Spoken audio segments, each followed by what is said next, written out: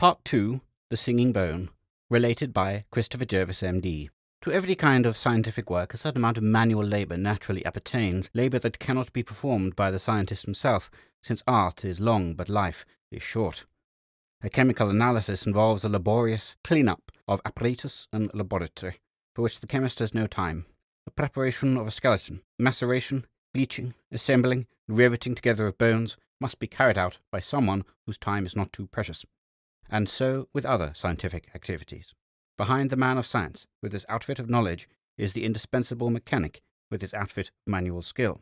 Thorndyke's laboratory assistant, Porton, was a fine example of the latter type, deft, resourceful, ingenious, and untiring. He was somewhat of an inventive genius, too, and it was one of his inventions that connected us with the singular case that I am about to record. Though by trade a watchmaker, Porton was by choice an optician. Optical apparatus was the passion of his life, and when one day he produced for our inspection an improved prism for increasing the efficiency of gasberries, Thorndyke at once brought the invention to the notice of a friend at the Trinity House. As a consequence, we three, Thorndyke, Porton, and I, found ourselves early on a fine July morning, making our way down Middle Temple Lane, bound for the Temple Pier. A small oil launch lay alongside the pontoon, and as we made our appearance, a red-faced, white-whiskered gentleman stood up in the cockpit. "Here's a delightful morning, Doctor," he sang out in a fine, brassy, resonant, seafaring voice. "Sort of day for a trip to the low river, eh?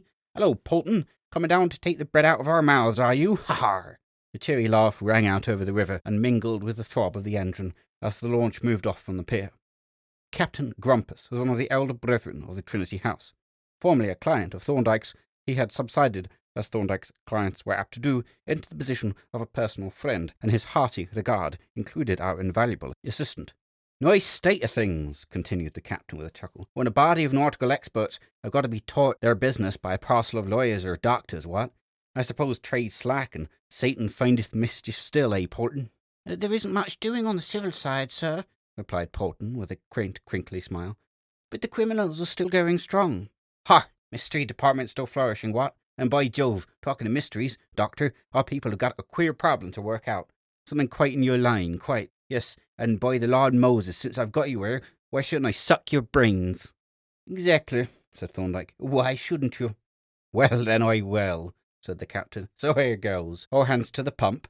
He lit a cigar, and after a few preliminary puffs, began. "The mystery, shortly stated, is this. One of our lighthouse men has disappeared, vanished off the face of the earth, and left no trace. He may have bolted. He may have been drowned accidentally, or he may have been murdered, but I rather give the particulars in order.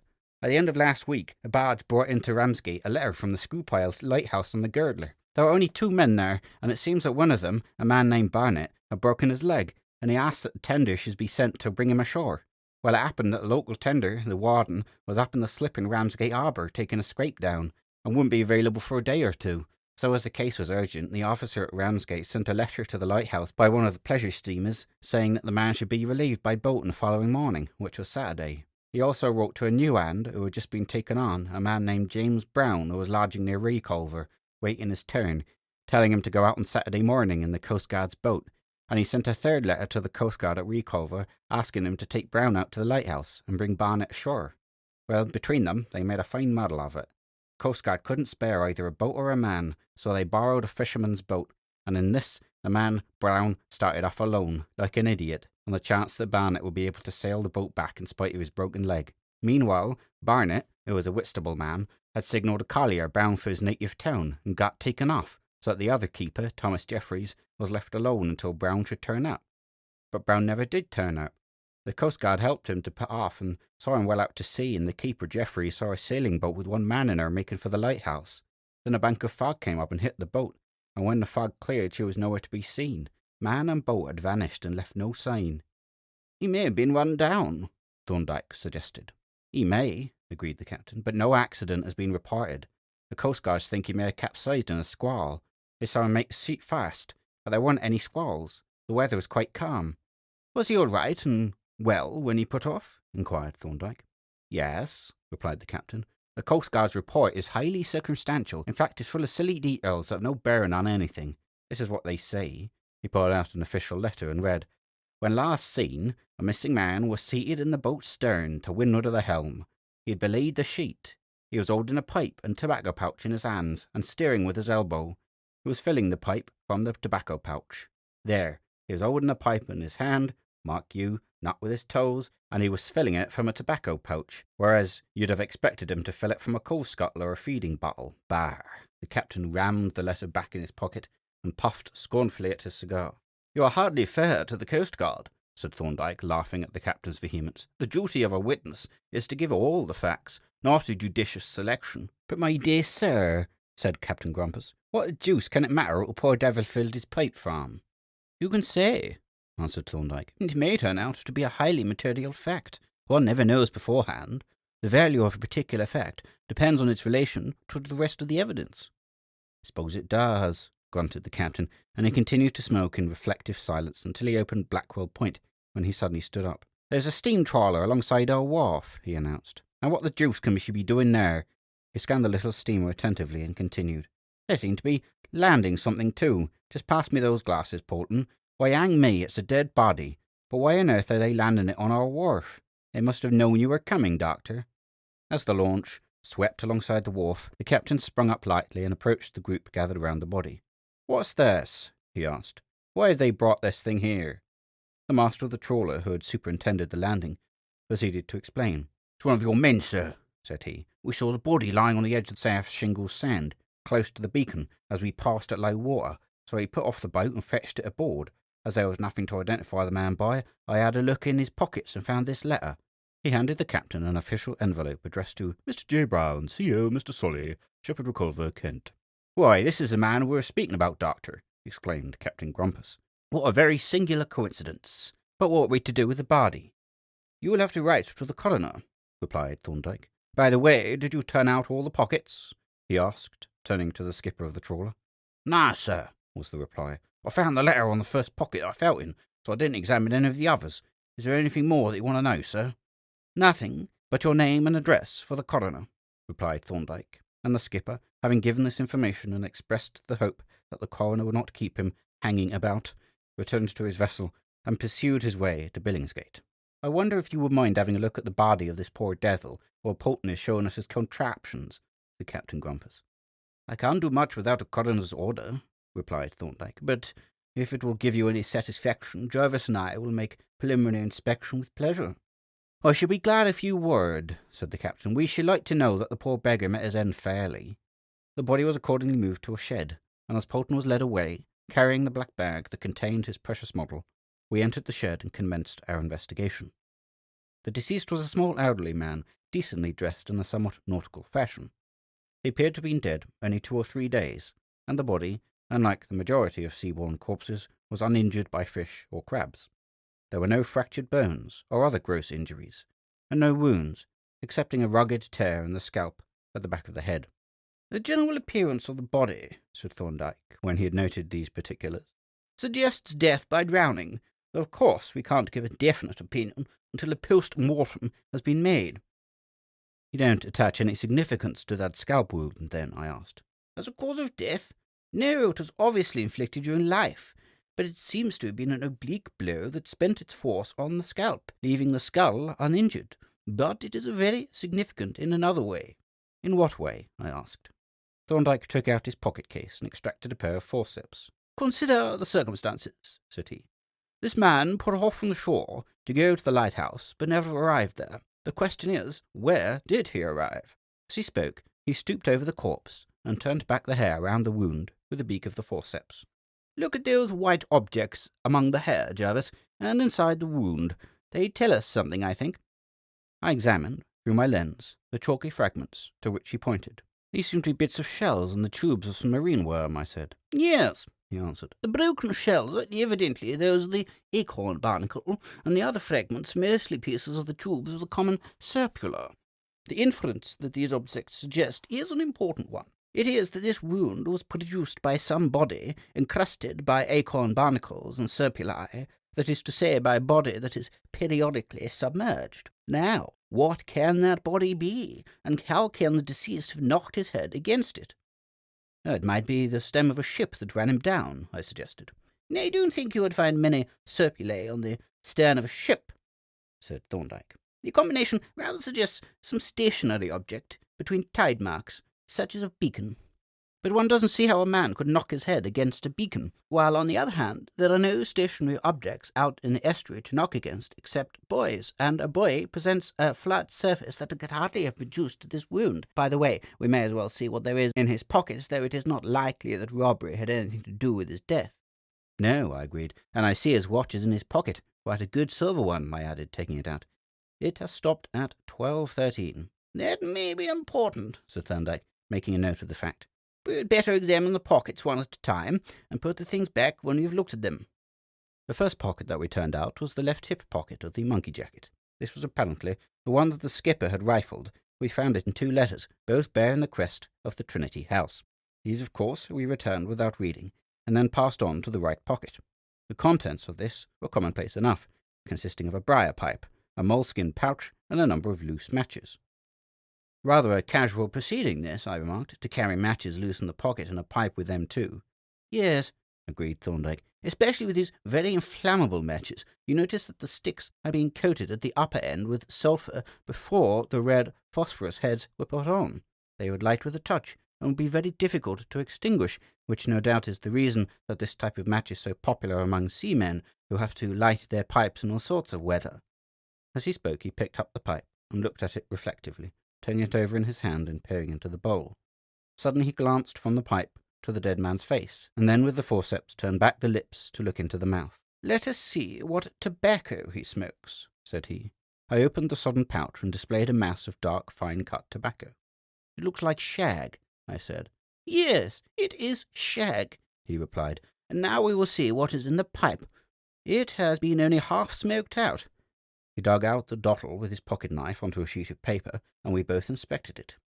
Clearly, it was not shag, for it consisted of coarsely cut shreds and was nearly black. "Shavings from a cake of hard," was my verdict, and Thorndyke agreed as he shot the fragments back into the pipe. The other pockets yielded nothing of interest, except a pocket-knife, which Thorndyke opened and examined closely. There was not much money, though as much as one would expect, and enough to exclude the idea of robbery. "Is there a sheath-knife on that strap?" Thorndyke asked, pointing to a narrow leather belt. I turned back the jacket and looked. "There is a sheath," I said, "but no knife. It must have dropped out."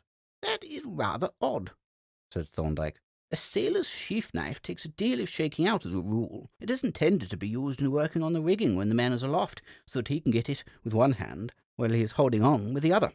It has to be, and usually is, very secure, for the sheath holds half the handle as well as the blade. What makes one notice the matter in this case is that the man, as you see, carried a pocket-knife, and, as this would serve all the ordinary purposes of a knife, it seems to suggest that the sheath-knife was carried for defensive purposes, as a weapon, in fact. However, we can't get much further in the case without a post-mortem, and here comes the captain." Captain Grumpus entered the shed and looked down commiseratingly at the dead seaman. "Is there anything, Doctor, that throws any light on the man's disappearance?" he asked. "There are 1 or 2 curious features in the case," Thorndyke replied, "but oddly enough, the only really important point arises out of the statement of the coastguards, concerning which you are so scornful." "You don't say so!" exclaimed the captain. "Yes," said Thorndyke. "The coastguard states that when last seen, deceased was filling his pipe from his tobacco pouch. Now his pouch contains shag, but the pipe in his pocket contains hard cut. Is there no cake tobacco in any of the pockets?" "Not a fragment. Of course it is possible that he might have had a piece and used it up to fill the pipe, but there is no trace of any on the blade of his pocket-knife, and as you know how this juicy black cake stains the knife-blade. His sheath-knife is missing, but he would hardly have used that to shred tobacco when he had a pocket-knife." "No," assented the captain. "But you sure he hadn't a second pipe?" "There was only one pipe," replied Thorndyke, "and that was not his own." "Not his own?" exclaimed the captain, halting by a huge checkered buoy to stare at my colleague. "How do you know it was not his own?" "By the appearance of the vulcanite mouthpiece," said Thorndyke. "It showed deep teeth marks. In fact, nearly bitten through. Now, a man who bites through his pipe usually presents certain definite physical peculiarities, among which is necessarily a fairly good set of teeth. But the dead man had not a tooth in his head." The captain cogitated a while, and then remarked, "I don't quite see the bearing of this." "Don't you?" said Thorndyke. "It seems to me highly suggestive. Here is a man who, when last seen, was filling his pipe with a particular kind of tobacco. He is picked up dead, and his pipe contains a totally different kind of tobacco. Where did that tobacco come from? The obvious suggestion is that he met someone." "Yes, it does look like it," agreed the captain. "Then," continued Thorndyke, "there is the fact that his sheath knife is missing. That may mean nothing, but we have to bear it in mind. And there is another curious circumstance. There is a wound on the back of the head, caused by a heavy bump against some body that was covered with acorn barnacles and marine worms. Now, there are no piers or stages out in the open estuary. The question is, what could he have struck?" "Oh, there's nothing in that," said the captain, "when a body has been washing about in a tideway for close on 3 days. "But it is not a question of a body," Thorndyke interrupted. "The wound was made during life." "The deuce it was!" exclaimed the captain. "Well, all I can suggest is that he must have fouled one of the beacons in the fog, stove in his boat, and bumped his head, though I must admit that's rather a lame explanation." He stood for a minute, gazing at his toes with a cognitive frown, and then looked up at Thorndyke. "I have an idea," he said. "From what you say, this matter wants looking into pretty carefully. Now, I'm going down on the tender today to make inquiries on the spot. What do you say to coming with me as adviser? As a matter of business, of course, you and Dr. Jervis. I shall start about 11. We shall be at the lighthouse by 3 o'clock, and you can get back to the town tonight, if you want to. What do you say?" "There's nothing to hinder us," I put in eagerly, for even at Bugsby's Hole the river looked very alluring on this summer morning. "Very well," said Thorndyke. "We will come. Jervis is evidently hankering for a sea trip, and so am I, for that matter." "It's a business engagement, you know," the captain stipulated. "Nothing of the kind," said Thorndyke. "It's unmitigated pleasure. The pleasure of the voyage, and your high, well-born society." "I didn't mean that," grumbled the captain. "But if you're coming as guests, send your man for your night gear, and let us bring you back tomorrow evening." "We won't disturb Polton," said my colleague. "We can take the train from Blackwall and fetch our things ourselves. 11 o'clock, you said?" "Thereabouts," said Captain Grumpus, "but don't put yourselves out." The means of communication in London have reached an almost undesirable state of perfection. With the aid of the snorting train and the tinkling two-wheeled gondola, we crossed and recrossed the town with such celerity that it's barely 11 when we appeared on Trinity Wharf with the joint Gladstone and Thorndyke's little green case. The tender had hauled out of Bow Creek and now lay alongside the wharf with a great striped can buoy dangling from her derrick, and Captain Grumpus stood at the gangway, his jolly red face beaming with pleasure. The buoy was safely stowed forward, the derrick hauled up to the mast, the loose shrouds rehooked to the screw lanyards, and the steamer, with 4 jubilant hoots, swung round and shoved her sharp nose against the incoming tide. For near upon 4 hours, the ever-widening stream of the London River unfolded its moving panorama. The smoke and smell of Woolwich Reach gave place to lucid air made soft by the summer haze. The grey huddle of factories fell away, and green levels of kettle-spotted marsh stretched away to the highland bordering the river valley. Venerable training ships displayed their checkered hulls by the wooded shore, and whispered of the days of oak and hemp, when the tall three-decker, comely and majestic, with her soaring heights of canvas, like towers of ivory, had not yet given place to the mud-coloured saucepans that fly the white ensign nowadays, and devour the substance of the British taxpayer, when a sailor was a sailor, and not a mere seafaring mechanic. Sturdily breasting the flood tide, the tender threaded her way through the endless procession of shipping, barges, billy-boys, schooners, brigs, lumpish black seamen, blue-funnelled China tramps, rickety Baltic barks with twirling windmills, gigantic liners staggering under a mountain of top-hamper. Erith, Purfleet, Greenhithe, Grays greeted us, and passed astern. The chimneys of Northfleet, the clustering roofs of Gravesend, the populous anchorage and the lurking batteries were left behind, and as we swung out of the Lower Hope, the wide expanse of sea reach spread out before us like a great sheet of blue-shot satin. At about 12:30, the ebb overtook us and helped us on our way, as we could see by the speed with which the distant land slid past, and the freshening of the air as we passed through it. But sky and sea were hushed in a summer calm. Balls of fleecy cloud hung aloft, motionless in the soft blue. The barges drifted on the tide with drooping sails, and a big striped bell buoy, surmounted by a staff and cage, and labelled Shivering Sand, sat dreaming in the sun above its motionless reflection, to rouse for a moment as it met our wash, nod its cage drowsily, utter a solemn ding-dong, and fall asleep again. It was shortly after passing the buoy that the gaunt shape of a screw-pile lighthouse began to loom up ahead, its dull red paint turned to vermilion by the early afternoon sun. As we drew nearer, the name Girdler, painted in huge white letters, became visible, and 2 men could be seen in the gallery around the lantern, inspecting us through a telescope. "Shall you be looking at the lighthouse, sir?" the master of the tender inquired of Captain Grumpus. "'Cause we're going down to the northeast Poundstand to fix this new buoy and take up the old one." "Then you better put us off at the lighthouse and come back for us when you finish the job," was the reply. "I don't know how long we shall be." The tender was brought to, a boat lowered, and a couple of hands pulled us across the intervening space of water. "It will be a dirty climb for you in your shore-going clothes," the captain remarked. He was as spruce as a new pin himself. "But the stuff will all wipe off." We looked up at the skeleton's shape. The falling tide had exposed some 15 feet of the piles, and piles and ladder alike were swathed in seagrass and encrusted with barnacles and worm tubes. But we were not such town sparrows as the captain seemed to think, for we both followed his lead without difficulty up the slippery ladder, Thorndyke clinging tenaciously to his little green case, from which he refused to be separated, even for an instant. "These gentlemen and I," said the captain as we stepped on the stage at the head of the ladder, "have come to make inquiries about the missing man, James Brown. Which of you is Jeffries?" "I am, sir," replied a tall, powerful, square-jawed, beetle-browed man whose left hand was tied up in a rough bandage. "What have you been doing to your hand?" asked the captain. "I cut it while I was peeling some potatoes," was the reply. "It isn't much of a cut, sir." "Well, Jeffries," said the captain, "Brown's body has been picked up, and I want particulars for the inquest. You'll be summoned as a witness, I suppose, so come in and tell us all you know." We entered the living room and seated ourselves at the table. The captain opened a massive pocket-book, while Thorndyke, in his attentive, inquisitive fashion, looked about the odd cabin-like room as if making a mental inventory of its contents. Jeffrey's statement added nothing to what we already knew. He had seen a boat with 1 man in it, making for the lighthouse. Then the fog had drifted up, and he had lost sight of the boat. He started the foghorn and kept a bright lookout, but the boat never arrived, and that was all he knew. He supposed that the man must have missed the lighthouse and been carried away on the ebb tide, which was running strongly at the time. "What time was it when you last saw the boat?" Thorndyke asked. "About 11:30, replied Jeffries. "What was the man like?" asked the captain. "I don't know, sir. He was rowing and his back was towards me." "Had any kit bag or chest with him?" asked Thorndyke. "He got his chest with him," said Jeffries. "What sort of chest was it?" inquired Thorndyke.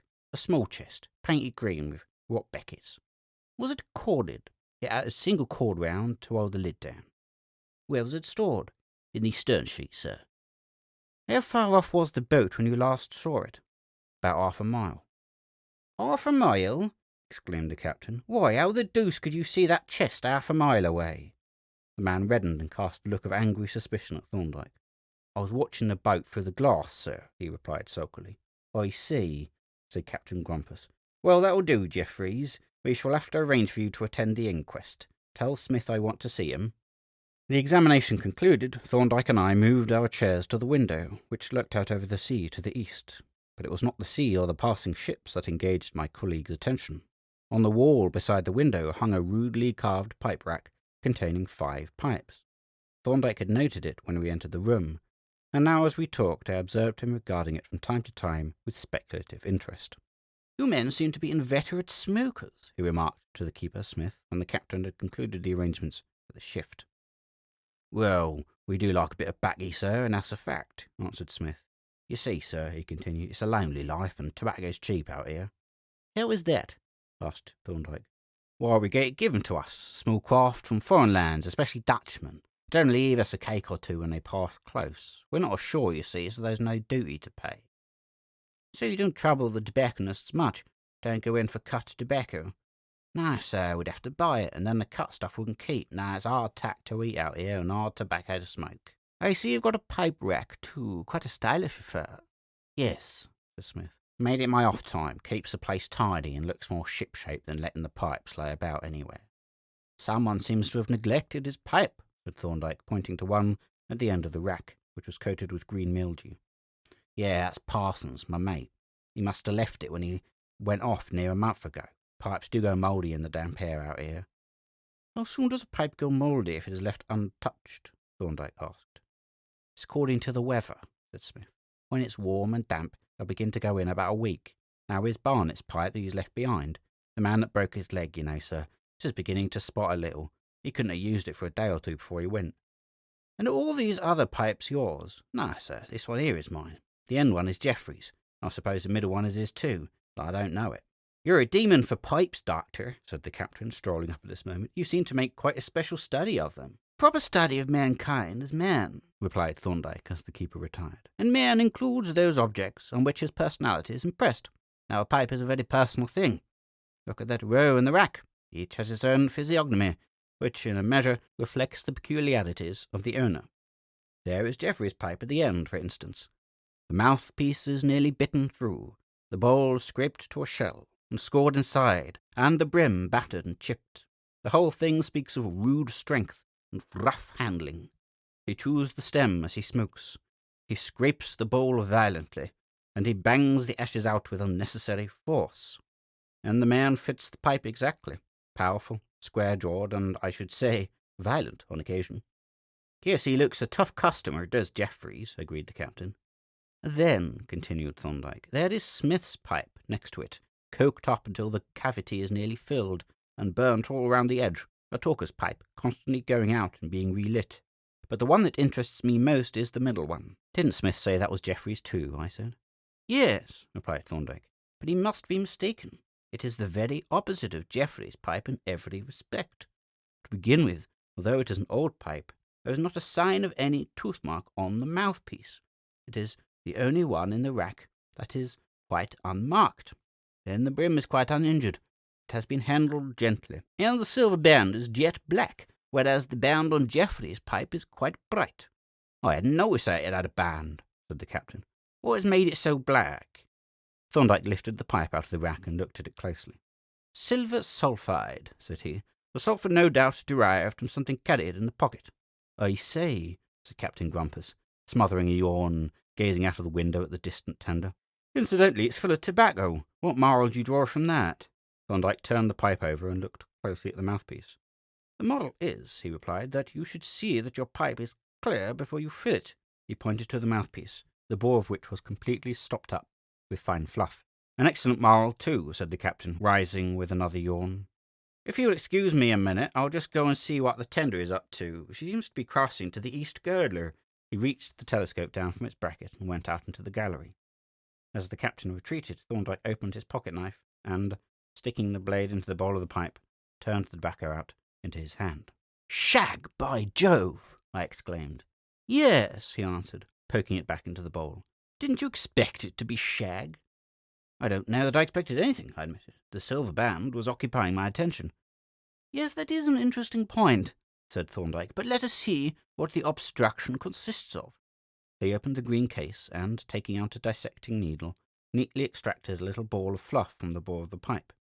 Laying this on a glass slide, he teased it out in a drop of glycerine and put on a cover glass while I set up the microscope.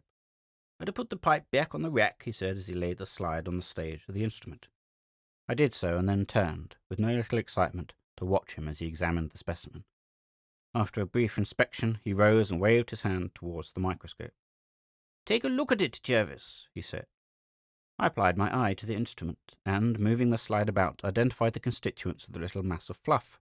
The ubiquitous cotton fibre was, of course, in evidence, and a few fibres of wool. But the most remarkable objects were 2 or 3 hairs, very minute hairs of a definite zigzag shape, and having a flat expansion near the free end, like the blade of a paddle.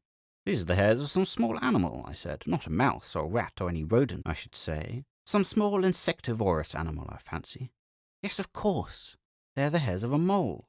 I stood up, and as the importance of the discovery flashed on me, I looked at my colleague in silence. Yes, he said, they are unmistakable, and they furnish the keystone of the argument. You think that this is really the dead man's pipe, then? I said. According to the law of multiple evidence, he replied, it is practically a certainty. Consider the facts in sequence. Since there is no sign of mildew on it, this pipe can have been here only a short time, and must belong either to Barnett, Smith, Jeffreys, or Brown. It is an old pipe, but it has no tooth marks on it. Therefore, it has been used by a man who has no teeth. But Barnett, Smith, and Jeffreys all have teeth and mark their pipes, whereas Brown has no teeth. The tobacco in it is shag, but these 3 men do not smoke shag, whereas Brown had shag in his pouch. The silver band is encrusted with sulphide, and Brown carried sulphur-tipped matches loose in his pocket with his pipe. We find hairs of a mole on the board of the pipe, and Brown carried a moleskin pouch in the pocket in which he appears to have carried his pipe. Finally, Brown's pocket contained a pipe which was obviously not his, and which closely resembled that of Jeffreys. It contained tobacco similar to that which Jeffreys smokes, and different from that in Brown's pouch. It appears to me quite conclusive, especially when we add to this evidence the other items that are in our possession. What items are they? I asked. First, there is the fact that the dead man had knocked his head heavily against some periodically submerged body covered with acorn barnacles and serpulae. Now, the piles of this lighthouse answer to the description exactly, and there are no other bodies in the neighbourhood that do, for even the beacons are too large to have produced that kind of wound. Then the dead man's sheath knife is missing, and Jeffreys has a knife wound on his hand. You must admit that the circumstantial evidence is overwhelming. At this moment the captain bustled into the room with the telescope in his hand.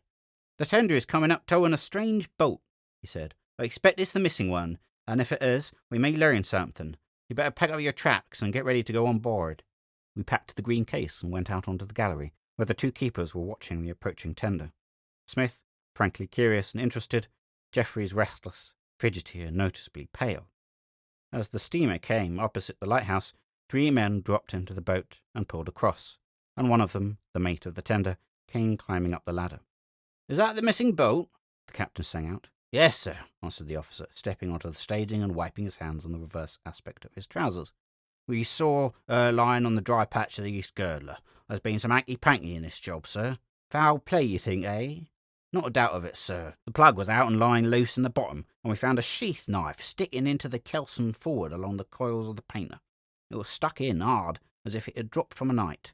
"That's hard," said the captain. "As to the plug, it might have got out by accident." "But it hadn't, sir," said the mate. "The ballast bags had been shifted along to get the bottom boards up.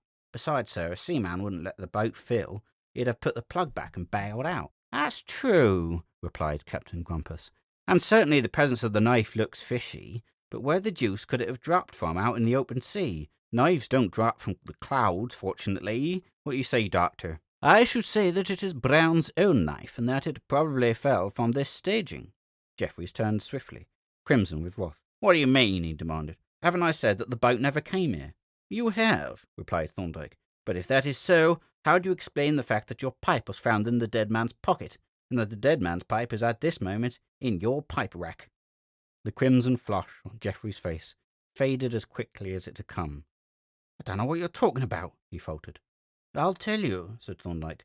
"I will relate what happened, and you shall check my statements. Brown brought his boat alongside and came up into the living room, bringing his chest with him. He filled his pipe and tried to light it, but it was stopped and wouldn't draw. Then you lent him a pipe of yours and filled it for him. Soon afterwards you came out on this staging and quarrelled.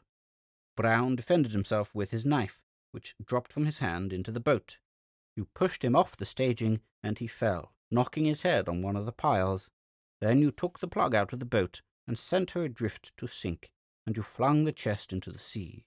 This happened about 10 minutes past 12. Am I right?" Jeffreys stood staring at Thorndyke, the picture of amazement and consternation, but he uttered no word in reply.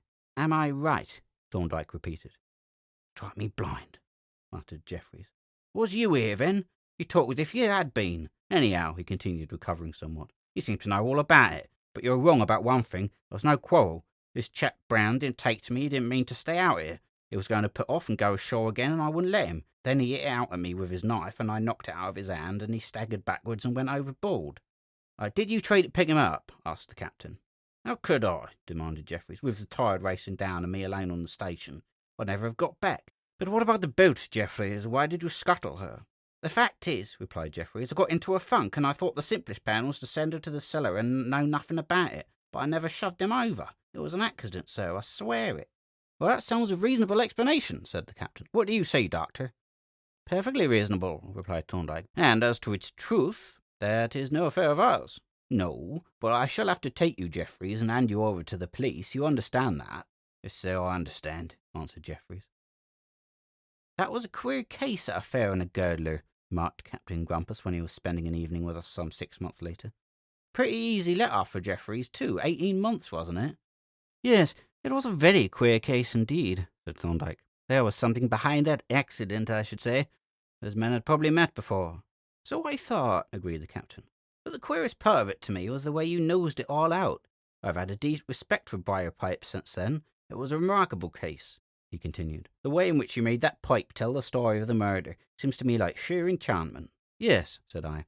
It spoke like the magic pipe, only that wasn't a tobacco pipe in the German folk story of the singing bone. Do you remember it?